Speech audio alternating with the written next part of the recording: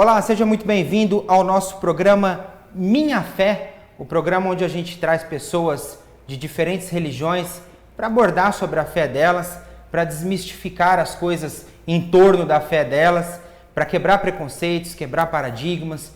E hoje o nosso tema é o islamismo. Muita gente no Brasil tem dúvidas sobre essa religião, sobre como ela funciona, tem até um certo preconceito, né? Mas hoje nós vamos conversar com a Sara Riat, que vai explicar para a gente o que é essa religião, como funciona, como ela vive. Obrigado, viu, Sara? Eu que agradeço, Assalamu Alaikum. É um prazer, obrigada pelo convite.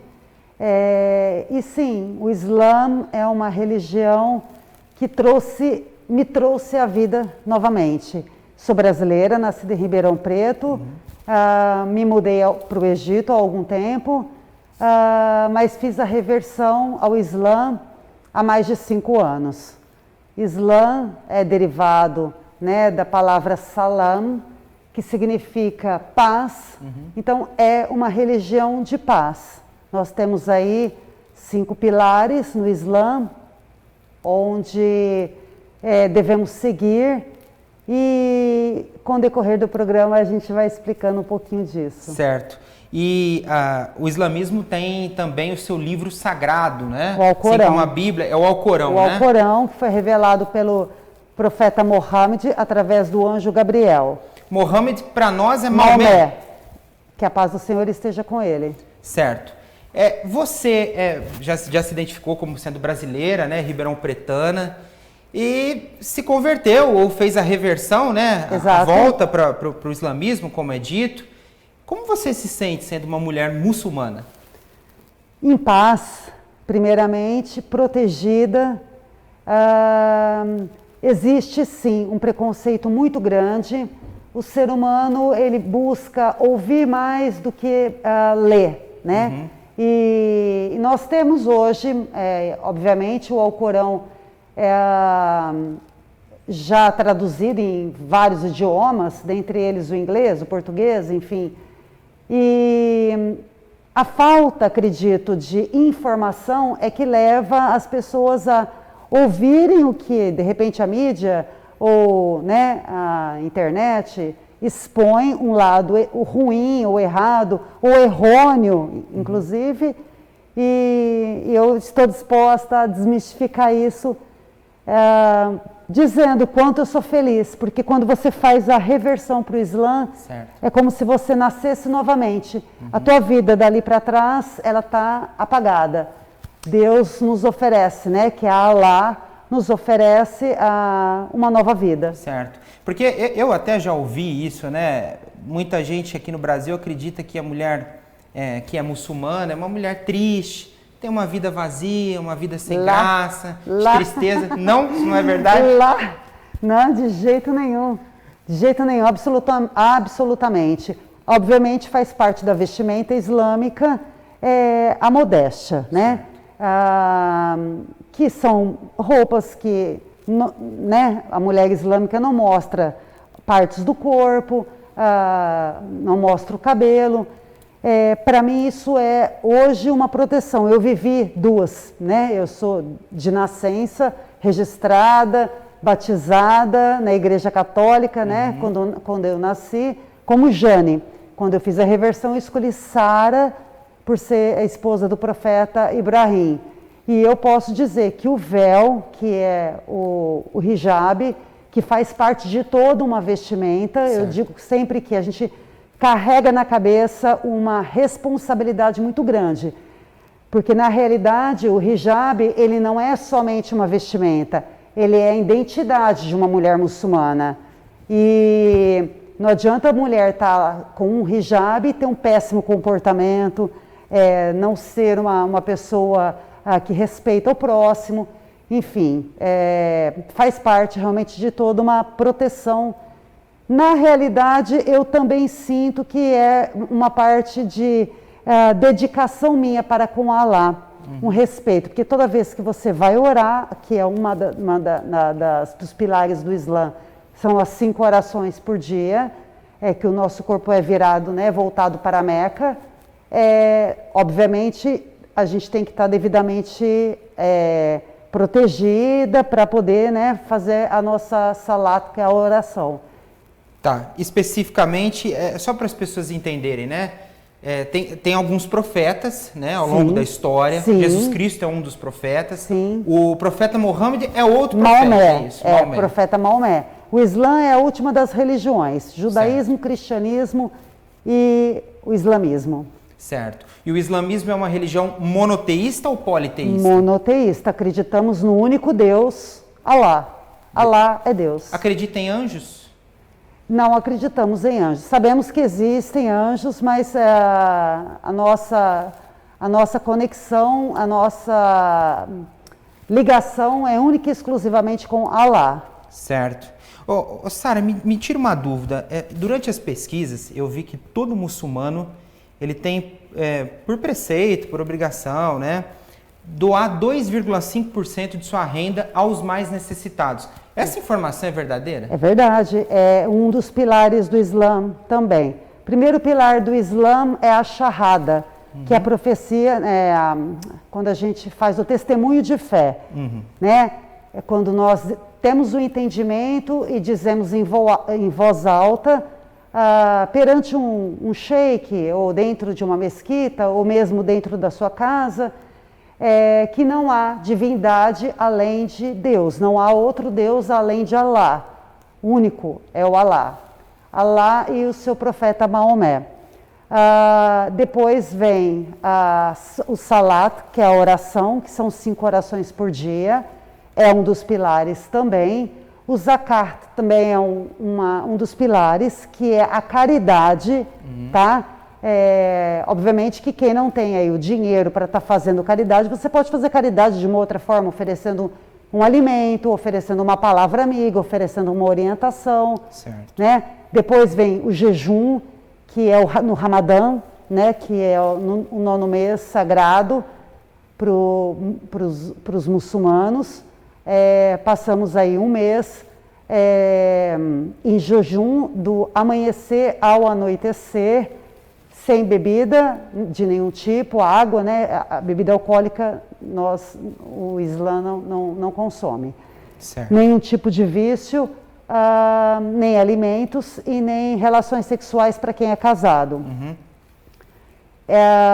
E quem pode, também tem, né, o Hajj, que é também um dos pilares do Islã, que é a visita até a Meca, uma vez pelo menos na vida, para quem tem condições boas de saúde e financeiramente também uma condição adequada para poder fazer essa viagem, que é uma viagem longa, né? Para nós aqui que estamos no Brasil, claro, claro. Lá do Egito é bem perto. E é muito caracterizada até de uma forma até humorística aqui no Brasil, né? A figura dos sheiks. Sim. Né? O sheik árabe, o sheik é milionário, né?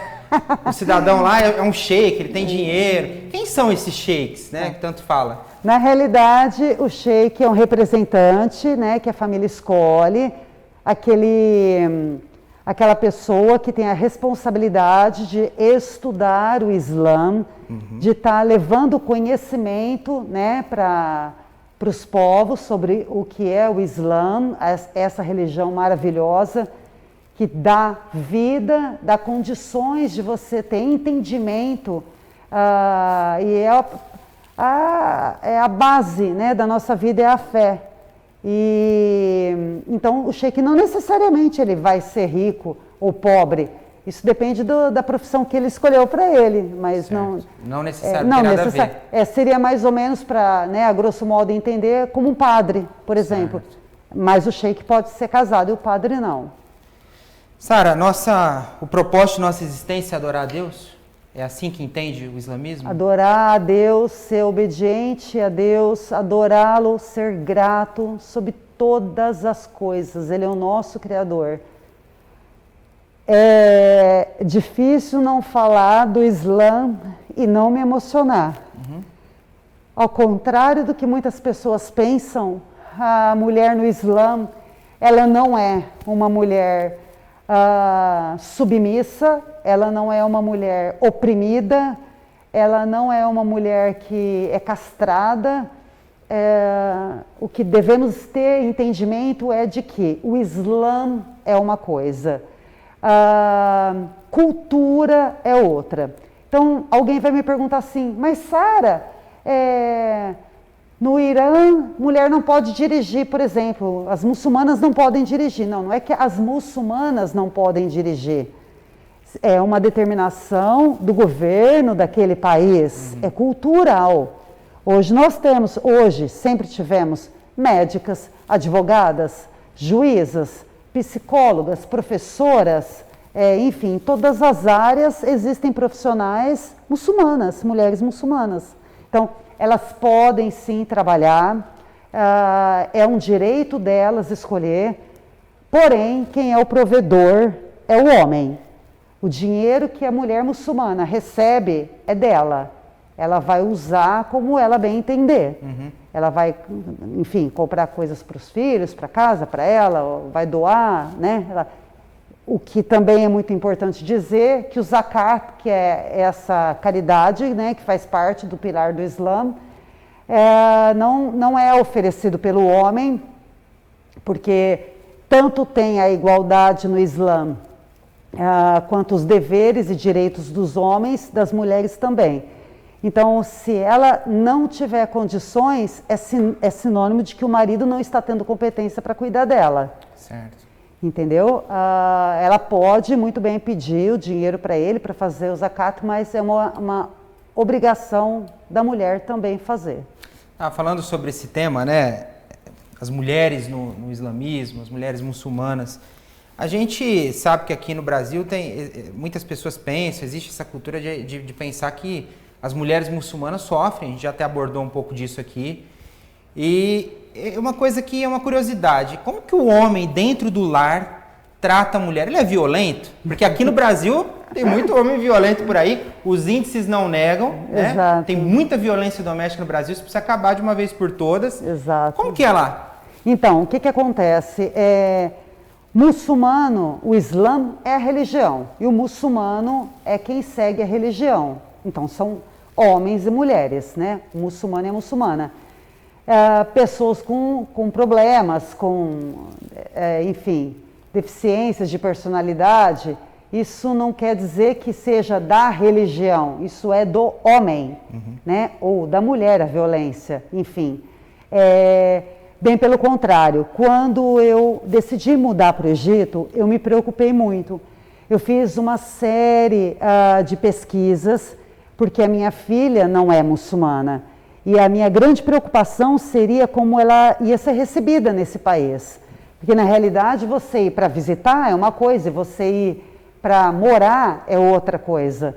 E, para minha surpresa, né, positiva, eu tive, assim, um respeito muito grande, né, vindo da parte do homem. O meu marido, para você ter uma ideia, ele chegava em casa, após o trabalho, ele dava um beijo no meu rosto, um beijo nos meus pés. Eu acredito, sim, que exista violência, assim como existe em qualquer outro lugar do mundo, mas não é uma questão da religião, é uma questão de problemas ou governamentais, punição, né? Eu acredito que falta de punição. O machismo, ele está em todo lugar do mundo. E querendo ou não, é difícil, né, as pessoas entenderem isso, mas o Brasil é um dos primeiros países do mundo em violência e morte, né, feminicídio. Então, quer dizer, um homem, por exemplo, no Egito, ele não desce do carro para dirigir a palavra a uma mulher sem a permissão dela. Para ele pedir uma informação, o que é raríssimo, ele vai passar por você, ele vai dar um sinal com a cabeça, normalmente ele nem olha nos seus olhos, e ele vai fazer uma pergunta, o que é muito raro também. O respeito é muito diferente. Se eu não me engano, eu não tenho certeza, mas se eu não me engano, o Brasil é o 4º lugar em feminicídio no mundo. Isso é muito grave, né? Pois é. É gravíssimo. Você, como muçulmana, você está aqui no Brasil já há alguns meses, né? Sim, Por causa da pandemia. Eu voltei em dezembro para fazer uma visita para os meus familiares E em virtude da pandemia acabei ficando, fechei minha loja no Egito, lancei a minha marca no Brasil, devo voltar, inshallah, em breve, mas pela vontade de Allah, não tenho pressa. Então, a gente sabe que nessas cidades mais metropolitanas, né, São Paulo, é até mais comum, talvez, ver na Europa, né, nos principais centros, ver pessoas de véu, né, mulheres de véu. Mas aqui em Ribeirão Preto, especificamente, isso é uma novidade quando alguém vê na rua, né? É difícil, já foi né? Perguntada? Como é que é?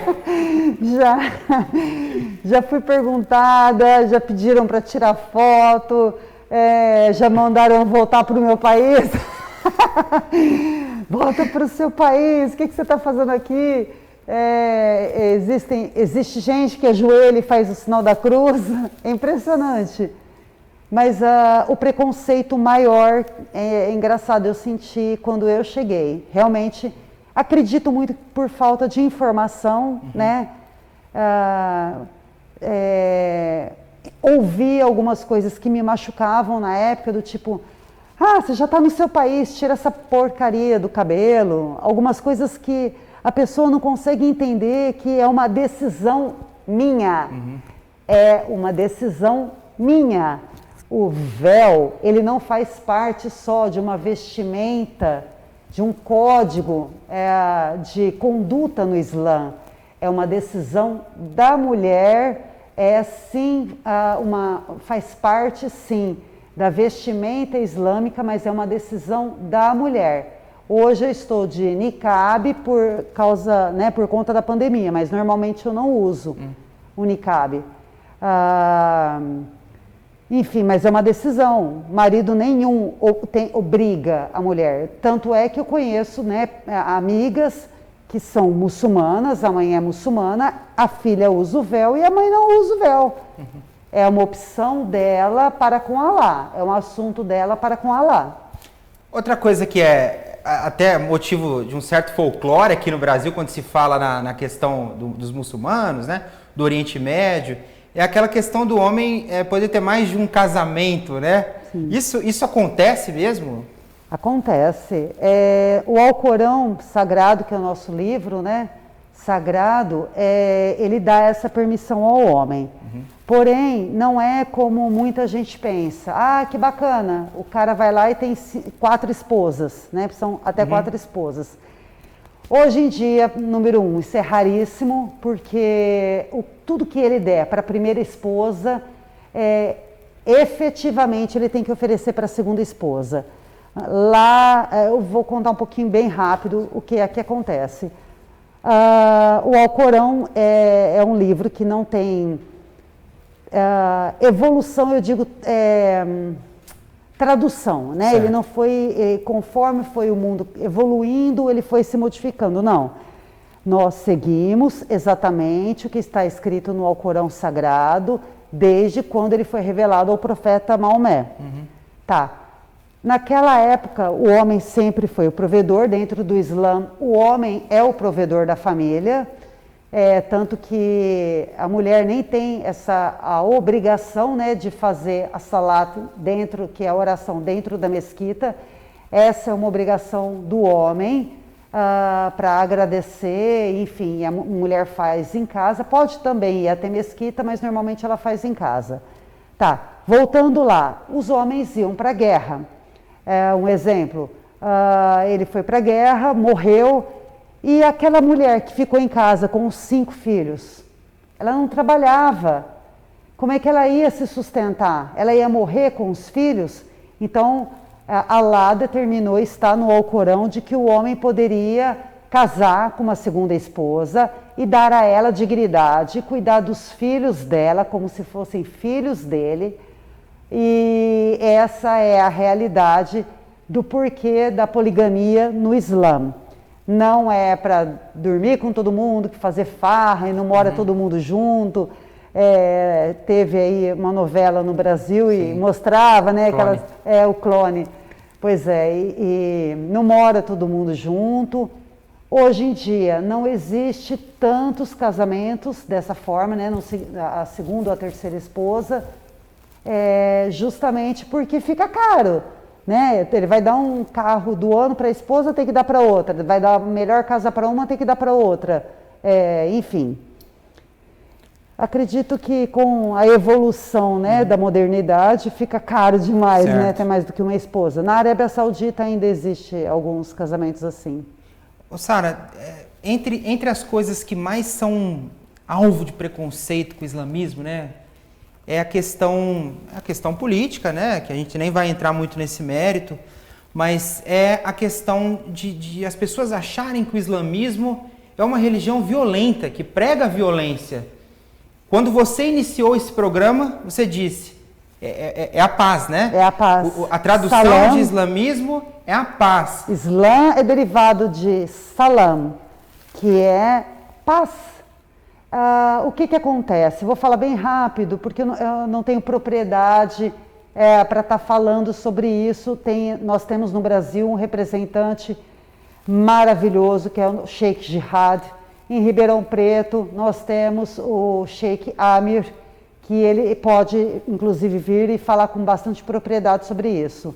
Acontece o seguinte, pessoas do mal existem em todos os lugares. Claro. Na Igreja Católica. A história prova isso. Não é? Sim. Pois é, a história prova isso.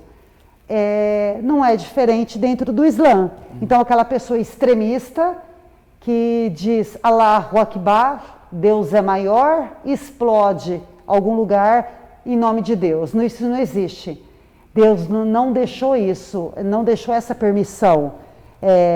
E isso não é difundido dentro do islamismo, não é pregado. De jeito nenhum, de maneira nenhuma. De maneira nenhuma, tanto que nos pilares do Islã são as orações, primeira shahada, orações, a caridade e daí por diante o jejum, que é justamente para nós termos a oportunidade de elevar o nosso espírito sentindo na pele a fome daqueles necessitados que não têm o que comer. Então a intenção do Ramadã, que é o 9º mês, né, sagrado no Islã, é a oportunidade de uma evolução espiritual. E depois, né, o 5º pilar, que é a visita à Meca, que uma vez por ano os muçulmanos podem, né, deveriam fazer, sendo que tem aí condição de saúde ou a condição financeira para poder fazer essa visita. Então, absolutamente, de maneira nenhuma, não tem uma passagem no Alcorão. O que acontece? Eles pegam do Alcorão uma frase esporádica para justificar um ato terrorista. Tal país ou tal etnia ou sei lá quem está prejudicando o Islã, está prejudicando o mundo, né? Não.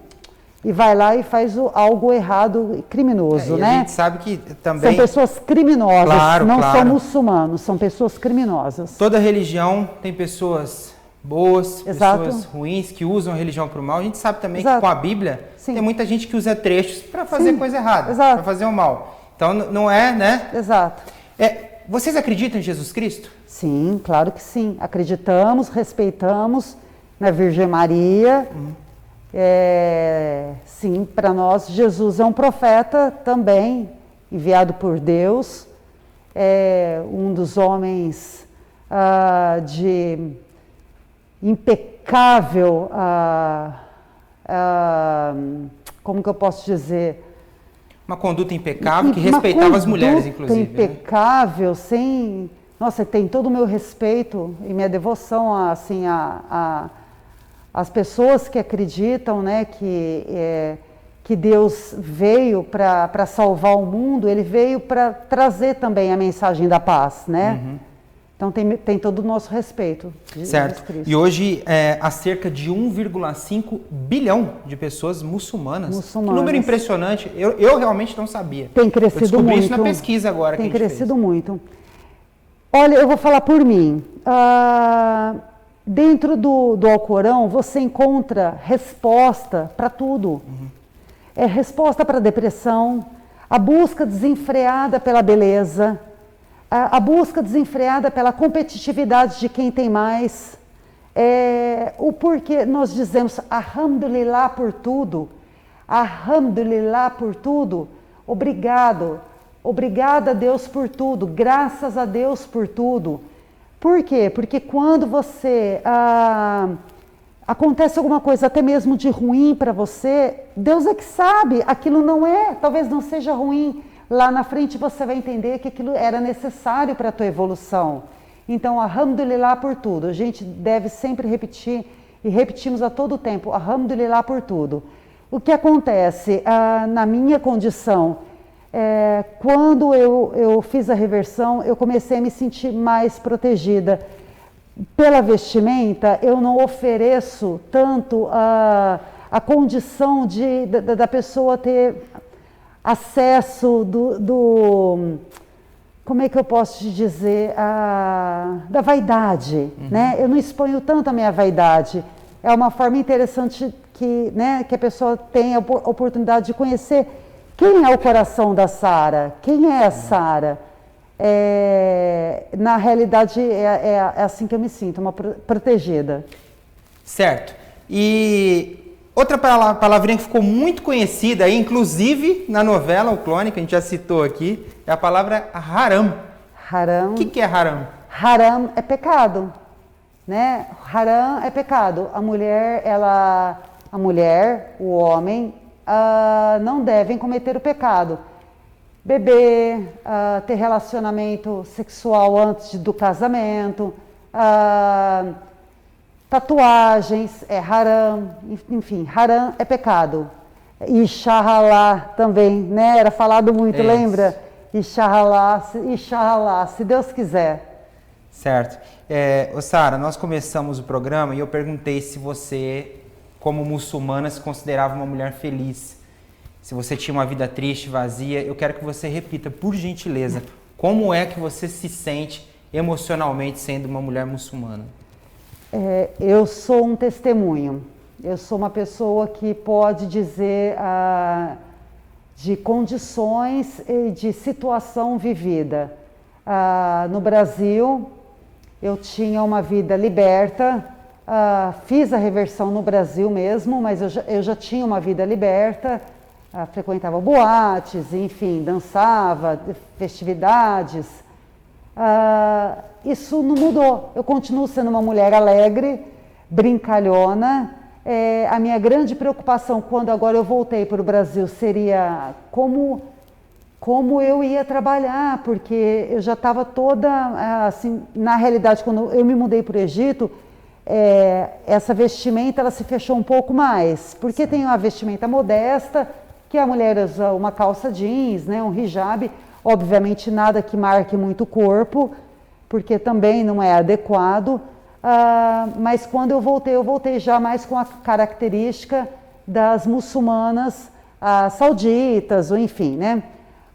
E eu sentia muito, falando com a psicóloga Mira, que é uma muçulmana maravilhosa,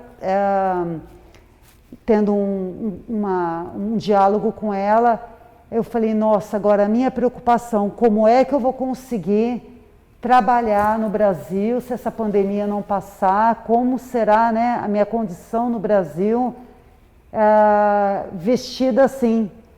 E não deu 2 dias, lá abriu as minhas portas, eu recebi um convite, eu já tenho agora lançado a marca Sara Hayat Arabic Collection, e eu lancei a minha própria marca de roupas e, alhamdulillah, está indo muito bem, obrigada.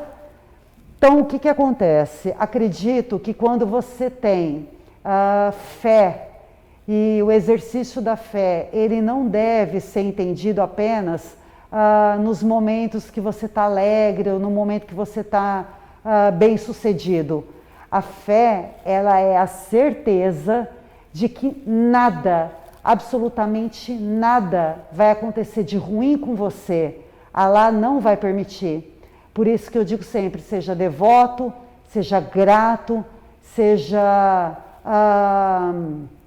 uma pessoa realmente grata por tudo, e Allah vai entender que você é merecedor e vai te recompensar, inshallah. Uma última pergunta, Sara, uma coisa que me ocorreu agora, aí te ouvindo. Mulheres no Oriente Médio, mulheres muçulmanas, podem ter rede social? Podem, claro, tem muitas que têm. Normal. Pode tudo, gente, sim.